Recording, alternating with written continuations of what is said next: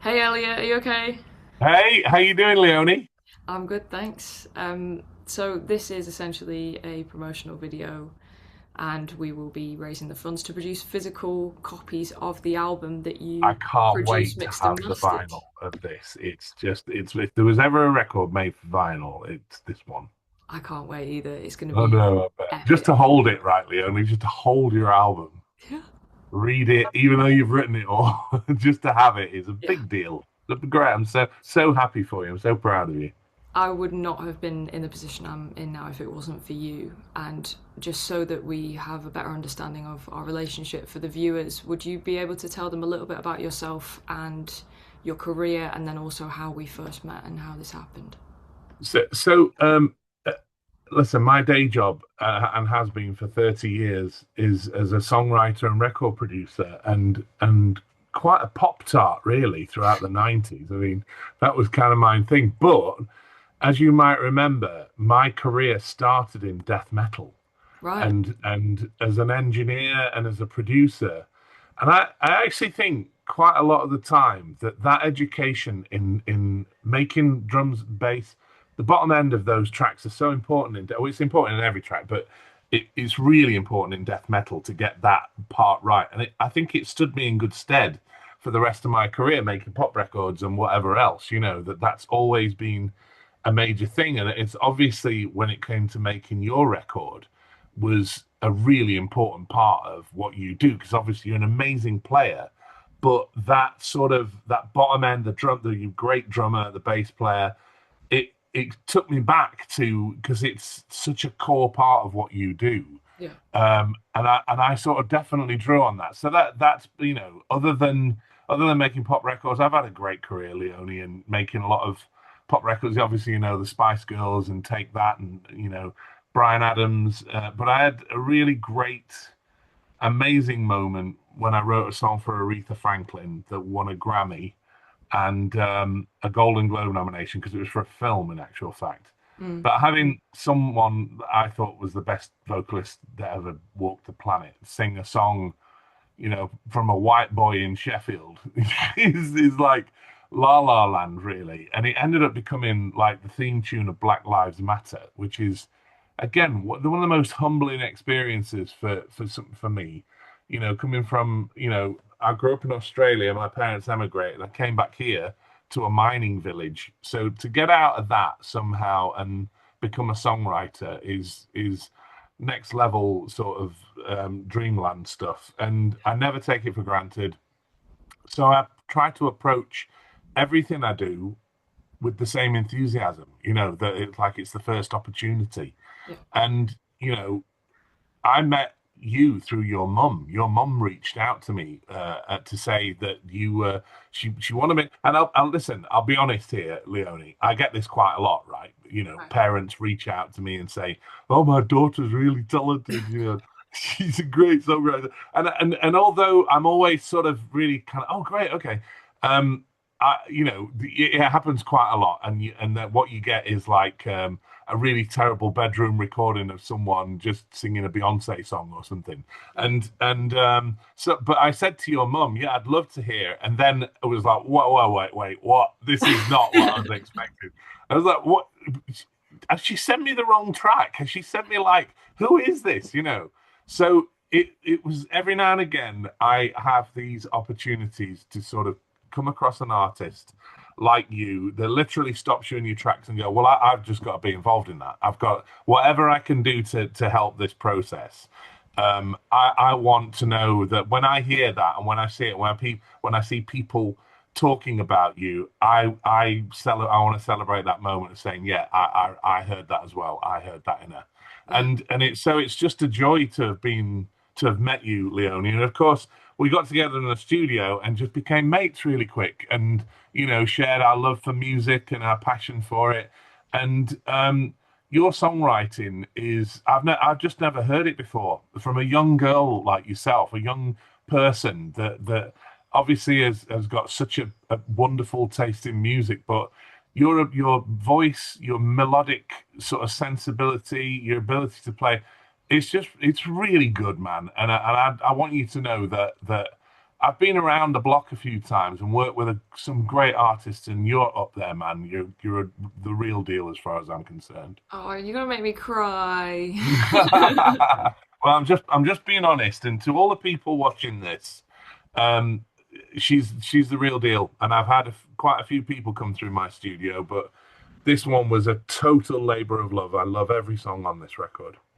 I every day I listen to those tracks and just think you heard what was inside my head and you created that. And I don't think Lovely, anybody else between you and Nick, I don't think anybody else would have been the perfect combination to bring that to life. And because of the shit very that nice. we went through as a band and me as an artist with the previous producer, to get that kindness from you both was out of this world, and I will never Yeah, fucking but forget it. listen, Leonie, this is how it's meant to work. Artists, real artists, understand something Mm. that people who get into this don't really understand at first, but real artists know it instinctively, and that is the job is to transfer emotion, Yeah, and artists do it instinctively without having to think about it, without having to pretend. They just make people feel differently than when they came in the yeah, room or when they started listening to the song, and they go away feeling it because that's what you do. You transfer emotion. So if someone didn't hear that, like the previous loser, then I feel sorry for them because it's just like, well, then you're really not. You don't hear it. yeah, If you don't hit put your music on and kind of go, okay, right, this is next level and needs some real time and attention, and then it doesn't become about time. It just becomes about getting it right yeah. and making sure. And we played with this a while, didn't we? We sort of came back to it, and you went away and you kind of went, I can make this better. And it's all that's the stuff that I live for. That's what is real inspiring about artists Mm. is that they know that if they can make it better, they should, regardless of the consequences, regardless of how long it takes. Just keep digging and find a way, and then eventually you find your people. And I just feel really lucky that I got to be a part of that. That's the way I feel. It's 100% likewise. And what would you say off of this album is your favourite track? So this is a really difficult question for me because it changes. So I always start off with Closer. That's like my go-to when I think about you and I think about wanting to listen to your music. I always put on Closer first, and then I get drawn to Jesse Yeah. because there's something about the narrative of that. I really want to meet Jesse because of the Yeah. way you talked about him, and it's just like, and I've asked you that question. Talk to me about this person, and I really, it's like the idea of accidentally coming across Jesse in a pub somewhere Mm. is really interesting to me because I want to know what it was that inspired you enough to want to write a song and dedicate a song to this and what the way that they made you feel or think about music or whatever. That's really cool. Yeah. But the what I think my favorite, what it is at the moment, is Slow. Right, And it's okay. because it's because I just don't expect the chorus to go where it goes, Okay. and the feel of it, and the time signature. It just throws me, and I find myself waking up singing that one. That I find myself singing that riff Yeah. all the time. But then, listen, the reason why I'm saying this is because just when I think, oh yeah, this is my favorite, I remember Synthetic, All right. and it's just magical. So it's tough. It's a tough one. This and it is definitely one of those. And if you when people eventually get the vinyl, they're going to have that experience of what happens with a real album, a real album that you listen to it and you kind of go, oh, this is great, and then without realizing it, you've shifted to the next track and then the next track again, Yeah. and all of a sudden it's in your DNA. It becomes part of you, and that's what I feel about this music. So as long ago as we did this, it's still I wake up singing it and think, oh, I need to go and listen to that Leone record. So Jim and I in our studio, we talk about this quite a lot, and getting ready for a session or whatever, quite often put the playlist on just Yeah. because it's not like anything else we've ever worked on or are currently working on, and it's real music, man. And yeah, so it's a hard one. If you said to say, right, you've got to pick one right now, I think I'm going to say Slow. Right, okay. Yeah, I think, Interesting. but then it irks me because I really like Jesse. It's a lot of people have been saying a mixture of Closer and Jesse, and Ah, The other two have been Temple and Slow. So there's Oh, that's definitely interesting. Closer And is the Temple's a good favourite one. at the Again, minute. see, this is the other one. And Test the Water. It's like, it's hard, man. It's hard Yeah, because there's magic in all of them. And yeah. there's like parts of synthetic that I want to keep listening to. And Mm, there's, that's it's real music, mate. That's what it yeah. is. I love it. I've only been listening to it again since obviously trying to put everything out and then sending it to people to do these interviews for, so they're having a preview before it comes out. And the same thing, I sort of reordered it based around the movement of the tracks, and I Right. think I'm finally happy with the order. But at the same time, I bawled my eyes out yesterday because I was like, I just can't believe that this is my song and that is what was in Yeah, my head. wow. It How sounds great is that? such See, a this is good. See that fledged. we're even though we create this stuff, we're still punters, right? We're still subjected to Yeah. the power of music, even though, and it's times like that I realize that we're just a conduit, Leone. Do you know Mm, what I mean? That this, whatever it is that we're able to do, chooses us like a lightning bolt, and it gets to come through you. But when you remove yourself from that experience and just listening to it, mm, you're just like anyone else listening to this music, and it's going to move you emotionally, even though it's your life and your work, and you've all of your passion and pain is in it. It's still, you still listen to it like you're listening to it for the first time. yeah. That's the magic of this. I think that's how lucky we are. Yeah, for sure. So when you were having a chat before about things that you've been up to, would you may have already answered this, but what would you say is one of your proudest career achievements? It's a funny thing. I always, when I was younger, I always thought if I could have a number one record by the time I was 25, that I set myself that ridiculous challenge, Yeah. that would be a real result because I'd have a story for the grandkids. Granddad had a number one once, Yeah. and of course I'm coming up to that sort of time, and I just think, well, it's a stupid idea anyway. Believe it or not, my first number one record, I'm not pissing about here. My first number one record, Everything Changed by Tech, that went to number one on my 25th birthday. No, Straight up, straight up. Check it you out. can't make it I'm up. telling you. I know, it's mental. My whole life, serendipity is the theme of my life. And that was mental. Yeah. And and I remember then thinking, wow, okay, great, I've had a number one record. Well, that's never going to happen again because no one has another one.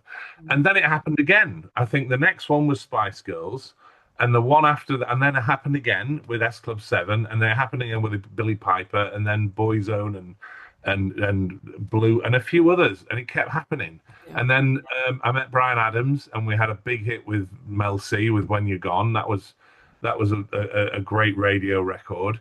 And then Brian and I started writing for other people. So we had a huge record with Celine Dion Right. that was the title of her album, Let's Talk About Love.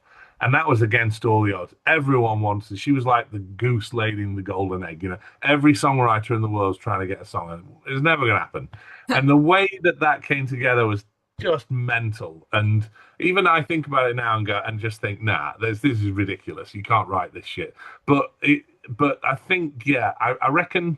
So my life is sort of loosely been based on a poem by an Indian poet called Rabindranath Tagore, and he wrote a poem that said, "For years I've been stringing and unstringing my instrument, but the song I came to play is still unplayed."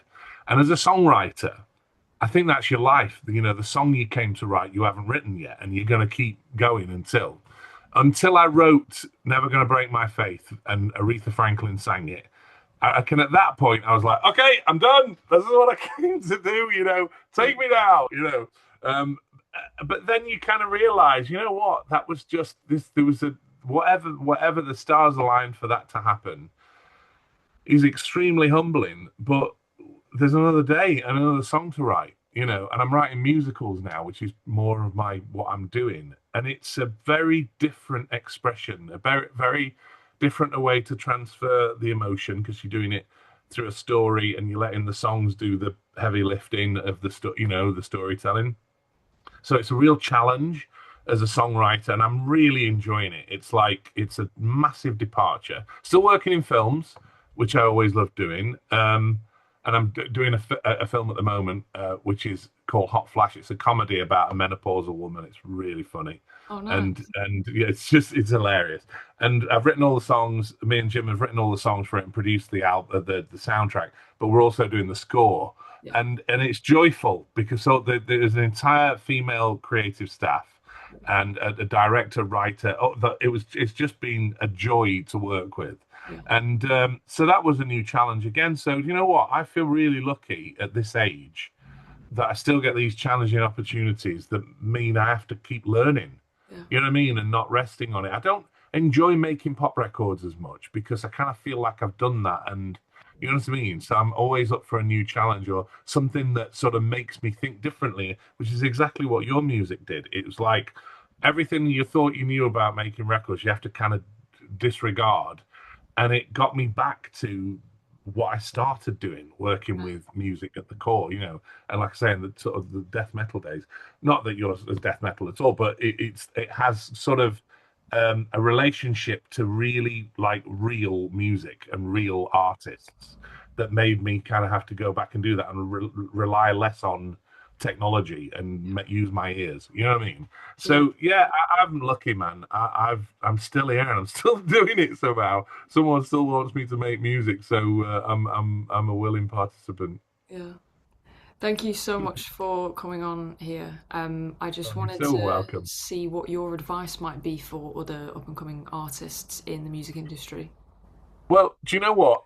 Using you as the perfect example, Leonie, that knock on doors, man. If you believe in yourself and it's not just about Leonie's mom reaching out to me. You're an amazing ambassador for this. I think that you just get on with it. You just put your head down, regardless of what's going on. There's a tempest blowing around you, like a lot of us. You're sort of digging through all the stuff that happens in your life. But music is something else, and it sends you on a different journey. And if you believe in yourself, or you really close your eyes and think this is what I'm going to do, Yeah. just keep going and knock on doors. You never know who's going to answer the door. And sometimes you get a lot of rejections, but every now and again, you get someone like me that opens the door and goes, "This is cool," and I'm up for spending some time on it. Yeah. And so, on that message is just keep going. Everybody, keep going like you, Leonie. Just keep digging in, keep gigging, keep reaching out to people, doing what you're doing now. I can't wait to buy my vinyl, and I'm definitely buying it. I don't want free copy. No. And I love you, mate, and I'm really proud of you, and I want you to just keep going, and I'm here for you whenever you need me to be. Oh, you're a legend. I'm going to stop the recording, then we can have a quick chat afterwards. So, if anything, would you be happy for this to go on YouTube for like a Of full course, run? whatever you need, yeah, whatever you I want, think and this copy me in is it so I can post. for sure.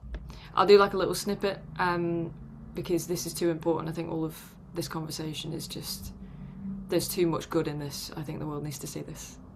Awesome, I'd really awesome. love for that. Thank you so much for Fab. coming on board and just believing in me, I guess. Yeah, man, and I really do, Leonie. I really do. And you know where I am if you need me for anything or anything pops up. I can help in any way, connect you. Just reach out and give my love to your mum, eh? Yeah, I will. I'll stop the Right on. recording there.